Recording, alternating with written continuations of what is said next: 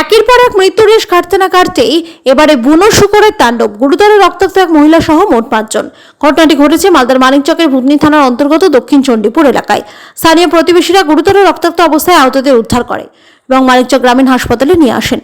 5 জনের মধ্যে 2 জনের অবস্থা আশঙ্কাজনক থাকার কারণে কর্তব্যরত চিকিৎসক প্রাথমিক চিকিৎসার পর মালদা মেডিকেল কলেজ হাসপাতালে পাঠান। বাকিদের চিকিৎসা চলছে মানিকচক গ্রামীণ হাসপাতালে। গুরুতর জখম অবস্থায় জয় মণ্ডল এবং মায়া মণ্ডলকে মালদা মেডিকেল কলেজ হাসপাতালে পাঠানো হয়েছে বলেই খবর। অন্যদিকে ধনবতী মণ্ডল, জয়দেব মণ্ডল এবং সঞ্জীব মণ্ডল বর্তমানে মানিকচক গ্রামীণ হাসপাতালে চিকিৎসাধীন অবস্থায় রয়েছে বলে খবর। গত 2 দিনে বন্যার জলে ডুবে মৃত্যু হয়েছে 1.5 বছরের শিশু সহ 2 জনের। বন্য শুকর আক্রমণের পর রীতিমতো আতঙ্কের সৃষ্টি হয়েছে এলাকা জুড়ে।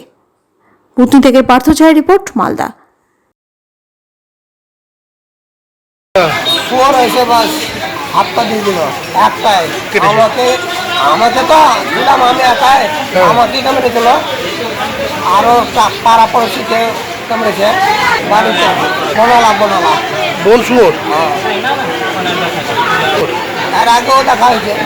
এই দিকে ছিল না, দক্ষিণ চণ্ডীপুর ইয়াতে ছিল। আমার বাড়ি নাসা হসপিটালের প্রায় এখানে 5 জনকে কমেছে।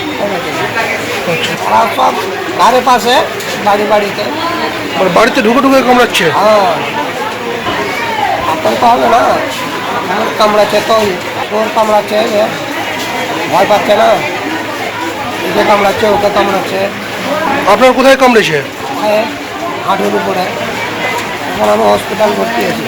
ওরা তো ভালো হয় এইসব বোনালা শোর তো কোন দেয়ারা থেকে ভেসে টেসে চলে এসছে। জলের এলাকাতে বন শোর এসে খুব এখানে আমরা তাড়াচ্ছি তো অনেক পাশে বাড়ি ঢুকছে, ওখানে যা 5 জনকে কেটে নিচ্ছে। আর কেটে আমার ভাই বড় দাদাকে কেটেছে। আমার বড় দাদা তারা যেয়েছিল, গরু ছিল, গরু দাদা ছিল, ওখানে শোয়ার এসেছিল, তার ঢাকাতে যেয়ে ওখানে কেটে নিয়েছে। দুটা ছিল বড় ছিল দুটো। একটা দাদা একটা এসে হাবুক বেড়ে দিল, দিয়ে আবার আমার দাদা আতঙ্ক হয়ে পড়ে গেল। ভয়তে আমার দাদা আতঙ্ক করে হাল্লা করলো, বাড়িতে সবাই গেল, যে ধরে নিয়ে এসে হসপিটালে নিয়ে আসলো। এখন ব্যান্ডেজ করেছি, দিয়ে এখন এই যে আমরা এখন কি করবো, আমরা কজনকে কেটেছে? 5 জনকে কেটেছে। এখানে 3 জন আছে, 2 জনকে মালদা পাঠিয়ে দেয় না, ওদের আঙুল কেটে ছুটে দিয়ে ওদের এখানে হলো না, এদের মালদা পাঠিয়ে এদেরও অনেক কেটেছে। এদের এখন কত রিকোয়েস্ট করে রেখেছি যে আমাদের কেউ নাই, এদের আমরা এখানে রিকোয়েস্ট করে রেখেছি, কিন্তু এদেরও কথা চলে গেছে। ভয় লাগছে, অনেক ভয়, দেখলে অঙ্ক নিয়ে যাচ্ছে। হয়েছে কেটে নিচ্ছে, সবকে ঝাঁপিয়ে দিচ্ছে, ঝাঁপিয়ে লাফিয়ে পড়ে যাচ্ছে। তো বলতে পারছি না কোথায় জল থেকে এসছে, কে জানে, তো আমরা বলতে পারবো না। বাড়ি থেকে এসেছে, বাড়িতে গেছে, বাড়ি ঢুকে যাচ্ছে। পুরোটাই এলাকাতে জল, পুরোটা আছে, জলে ভেসেই আসছে। কত থেকে ভেসে এসেছে সেটা আমরা বুঝতে পারছি। আমরা চাইছি যে সরকারকে কোনো অনুমতি দিক, গরিবরা যে কি কাটছে, কী করে, কীভাবে থাকবে ওরা, আমাদের কোনো সাহায্য চাই। হ্যাঁ, হেল্প যাক সরকার, যেরকম মানুষকে সব হঙ্গল করে দিচ্ছে, তাহলে পাবলিক কী করে থাকবে? দেখুন ছোটো ছোটো বাচ্চা থাকবে, ছোটো ছোটো বাচ্চাকে ধরে নেবে। হয়তো আমরা তো বাইরে কোনো কাজ করতে গেলাম, কত ছাদে উঠলাম বা কথা চড়ে গেলাম, বাচ্চাদের ধরে নেবে, আমার ভয় আছে আমাদের, কী করে আমরা থাকবো? ওই জন্য আমরা সরকারকে বলছি যে বোর সাইডে নিয়ে যা। খেয়েছি প্রায় আজকে সকালবেলা 7:30টার দিকে একটা বুনো শুয়োর এসেছিলো। সে বন্যার জন্য ওইও যান বাঁচানোর জন্য চলে আসছে। এবার এসে বাবা বাড়ির বাইরেই বসেছিল, সেখানে এসে বাবাকে ওইও যান বাঁচানোর জন্য কামড়ে নেয় এবং এমনকি গ্রামের আশেপাশে আরও কয়েকজনকে, প্রায় 5 জনকে কেটেছে। তার মধ্যে একজন মহিলাও ছিল এবং গ্রামবাসী তাকে যাতে না করে অ্যাটাক করে তার জন্য ওকে করেছে, কিন্তু পারেনি, মানুষকে কেটে নিয়েছে। আর আমাদের ভুতনির অবস্থা এতটাই বাজে হয়ে গেছে এখন যে মানুষ তো খেতে পাচ্ছে না। প্রায় 1 মাসের বেশি হয়ে গেল বন্যা হয়ে আছে। তার মধ্যে মানুষের জন্তু জানোয়ারের, তারপরে সাপের, এইসব থেকে আমাদের বহুত অসুবিধা হচ্ছে।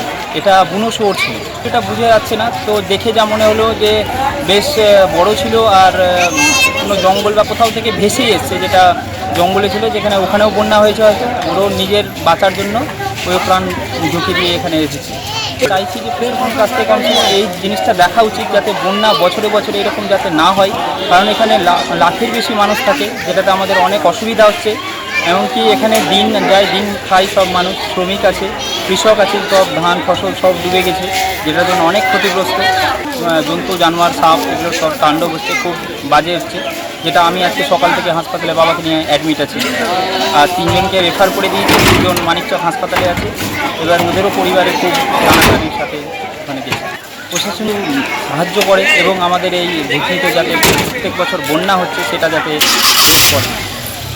কারণ এই যে এই অসুবিধা হচ্ছে এখন আমাদের, যদি বন্যা না হতো, যদি এরকম না হতো তাহলে হয়তো বন্যা এই বনশুয়োর বা সাপের ছবল হতো না।